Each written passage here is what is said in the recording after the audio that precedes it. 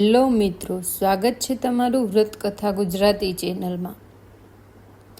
આજે આપણે જાણીશું જેઠ અમાવસ્યા ક્યારે છે, તારીખ 24 જૂન કે તારીખ 25 જૂન 2025માં આ દિવસનું શું માતમ છે। અમાવસ્યાના દિવસે શું કરવું શું ન કરવું એ આપણે જાણીશું। મિત્રો, અમાવસ્યા એટલે આપણને તરત જ સ્મરણ થાય છે આપણા દેવ અંગત પિતૃઓ જે ચાલ્યા ગયા છે। અમાવસ્યાની તિથિ તે આપણા સ્વર્ગસ્થ સ્વજનોને સમર્પિત છે। હિન્દુ ધર્મમાં અમાવસ્યાનું ખાસ મહાત્મા છે।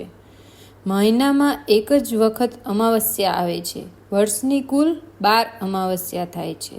અમાવસ્યાના દિવસે ભૂતનાથ ભોળાનાથની પૂજા કરવાથી, સ્મરણ કરવાથી તમામ ઈચ્છા પૂરી થાય છે। આપણા પિતૃઓના આશીર્વાદ પ્રાપ્ત થાય છે અને તેમને મોક્ષ મળે છે। શ્રાદ્ધ, પિંડદાન, પવિત્ર નદીઓમાં જઈને સ્નાન કરવું, પીપળાનું પૂજન કરવું, દાન પુણ્ય કરવું, આ બધું અમાવસ્યાના દિવસે થાય છે।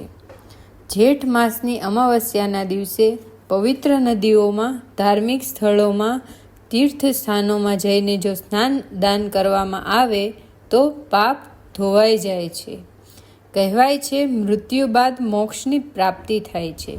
મોક્ષ એટલે શું? જો ઈચ્છા અધૂરી છે અને પ્રાણ ચાલ્યા જાય છે તેને મૃત્યુ કહેવાય છે, અને મૃત્યુ થઈ જાય પણ પ્રાણ હજી અમાવસ્યા થાય છે।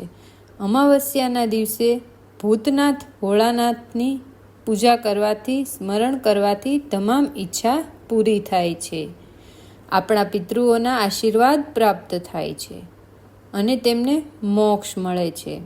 શ્રાદ્ધ, પિંડદાન, પવિત્ર નદીઓમાં જઈને સ્નાન કરવું, પીપળાનું પૂજન કરવું, દાન પુણ્ય કરવું, આ બધું અમાવસ્યાના દિવસે થાય છે। જેઠ માસની અમાવસ્યાના દિવસે પવિત્ર નદીઓમાં, ધાર્મિક સ્થળોમાં, તીર્થ સ્થાનોમાં જઈને જો સ્નાન દાન કરવામાં આવે તો પાપ ધોવાઈ જાય છે। કહેવાય છે મૃત્યુ બાદ મોક્ષની પ્રાપ્તિ થાય છે। મોક્ષ એટલે શું?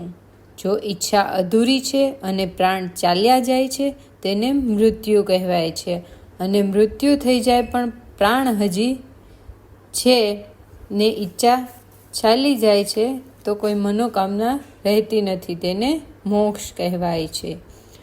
મોક્ષનો અર્થ થાય છે સર્વ કામનાઓનો ત્યાગ કરવો। જો કે આત્મા અમર છે, ફરી ફરીને જન્મ લેવા જ પડે છે। ભગવાન શ્રી કૃષ્ણએ ગીતાજીમાં કહ્યું છે કે આત્મા કદી મરતો નથી, પરંતુ જન્મ લઈને પણ મોક્ષ આ રીતે પ્રાપ્ત થાય છે। કોઈ પણ મનોકામના વગર જીવન જીવવું જે કંઈ પ્રાપ્ત થાય છે, જે કંઈ આપણા કર્મોથી પ્રાપ્ત થાય છે તેનાથી સંતુષ્ટ થવું, કોઈને હેરાન ન કરવા, પરેશાન ન કરવા, કોઈને આડા ન આવવું કે કોઈને અપશબ્દો ન કહેવા, તેને મોક્ષ કહેવાય છે।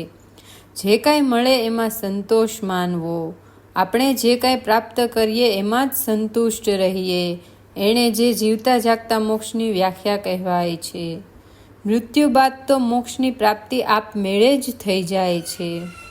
આપણે આ રીતે જીવન જીવીએ, આમ જોઈએ તો કર્મ ઉપર વિશ્વાસ રખાય, ધર્મ માર્ગ ઉપર ચાલીએ। અમાવસ્યાની તિથિ જે મોક્ષ પ્રાપ્તિ માટે સર્વોત્તમ તિથિ કહેવાય છે। આ દિવસે ભક્તો ગંગાજી, યમુનાજી, સરસ્વતી આદિ પવિત્ર નદીઓનું સ્મરણ કરે તો પણ પાપોમાંથી મુક્તિ મળે છે। આજે ભગવાન શિવ, ભગવાન વિષ્ણુ અને સૂર્યદેવની પૂજા કરવાથી સુખ શાંતિ મળે છે। અમાવસ્યાના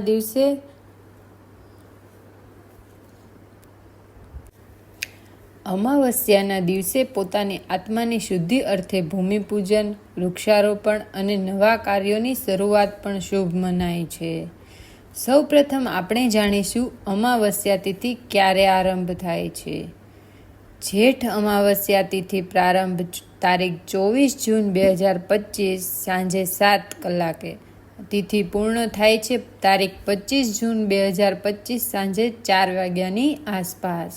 અમાવસ્યાની તિથિ જે રાત્રિની તિથિ કહેવાય છે, જ્યારે ચંદ્ર દર્શન થતા નથી, એટલા માટે અમાવસ્યાની જે રાત્રિની તિથિ જોઈએ તો તારીખ 24 જૂન 2025 મનાશે. પરંતુ ઉદયા તિથિયાનું સાર, પિતૃદર્પણ સાર, પિંડદાન આદિનું પણ મહત્વ છે.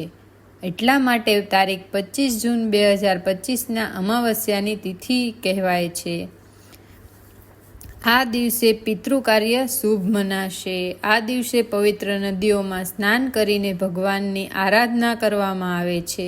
પીપળાને જળ ચડાવવામાં આવે છે. ગાય માતાની સેવા કરવામાં આવે છે. પશુ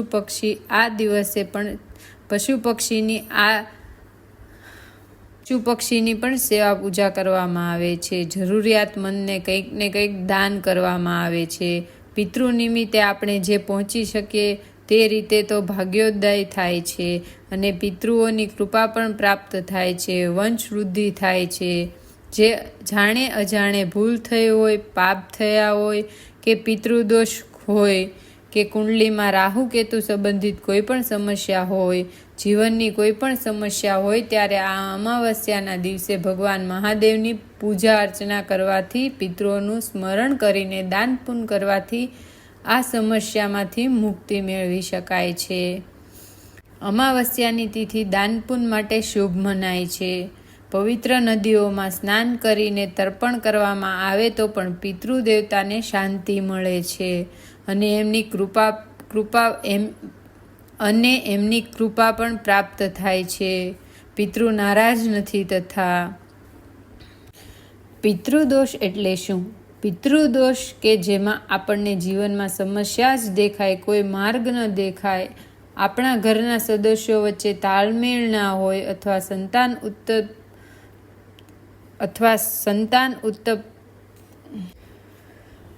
પિતૃદોષ એટલે શું? પિતૃદોષ કે જેમાં આપણને જીવનમાં સમસ્યા જ દેખાય, કોઈ માર્ગ ન દેખાય, આપણા ઘરના સદસ્યો વચ્ચે તાલમેળ ના હોય અથવા સંતાન ઉત્પત્તિમાં બાધા આવતી હોય, એમાં સફળતા ન પ્રાપ્ત થતી હોય, કોઈ પણ શુભ કાર્ય કરવા જઈએ તો કંઈક ને કંઈક વિઘ્ન આવે. આ અમુક જે ખાસ કારણો છે તે પિતૃદોષના લક્ષણ બતાવવામાં આવ્યા છે.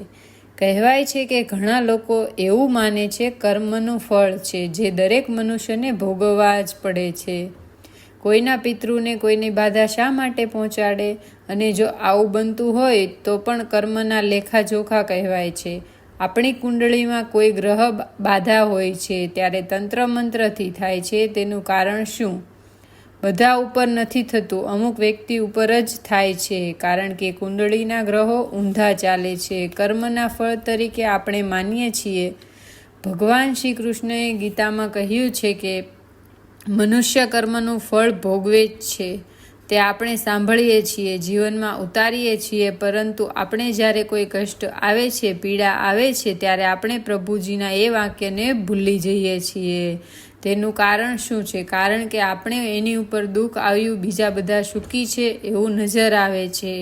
જોકે દુઃખ બધાને આવે છે, ગરીબી હોય કે ધનવાન, દુઃખ તો બધાને જ હોય છે. બધાને પોતપોતાનું દુઃખ હોય છે અને દુઃખની કોઈ વ્યાખ્યા નથી હોતી, સુખની પણ કોઈ વ્યાખ્યા નથી હોતી. મન દુઃખી તો જીવન દુઃખી, અને જો મન સુખી તો જીવન પણ સુખી. એ જ રીતે ગરીબ હોય કે સુખી હોય, કોઈની પાસે ધન હોય કે ના હોય, આમ કરેલા કર્મો તો આપણે ભોગવવા જ પડે છે. છતાં પણ આ અમાવસ્યાની તિથિ એવી છે જેમાં આપણને ભગવાન મહાદેવની પૂજા કરીએ તો સર્વ બાધા કષ્ટ મટે છે. અમાવસ્યાની તિથિના દિવસે કાગડાને ભોજન, કૂતરાને રોટલી અને ગાય માતાને પણ ભોજન અને એવી રીતે કીડિયારું પણ પૂરવું જોઈએ. આમ કરવાથી પણ આપણી પાસે ધન ના હોય તો આ એક અવસર છે. આપણે એવું માનીએ કે આપણે ઘણા જીવને ભોજન કરાવ્યું છે. આપણે વ્યક્તિ દીઠ ભોજન ના કરાવી શકીએ, પણ આવા પશુ પક્ષીને ભોજન આપવું જોઈએ. તેનાથી પણ પુણ્ય પ્રાપ્ત થાય છે, કારણ કે એના નસીબનું તો એને મળે જ છે. જીવનમાં ઘણા બધા કર્જ હોય છે, તે કર્જ ઉતારવા માટે પણ આપણે આપણી કમાઈમાંથી કંઈક ને કંઈક દાન પુણ્ય કરતું રહેવું જોઈએ. આ અમાવસ્યાના દિવસે ભૂલથી પણ માંસ આદિનું સેવન ન કરવું. કોઈ વ્યસનનું સેવન ન થાય તો વધુ સારું.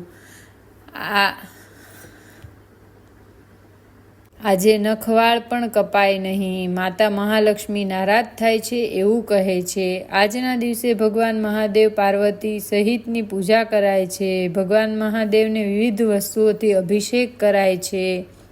આમ આ અમાવસ્યાનું ઘણું મહાત્મ્ય છે. મિત્રો, મને આશા છે કે તમને આ વિડીયો જરૂર પસંદ આવ્યો હશે. બોલો ભગવાન મહાદેવની જય. મિત્રો, મને સાંભળવા માટે ધન્યવાદ.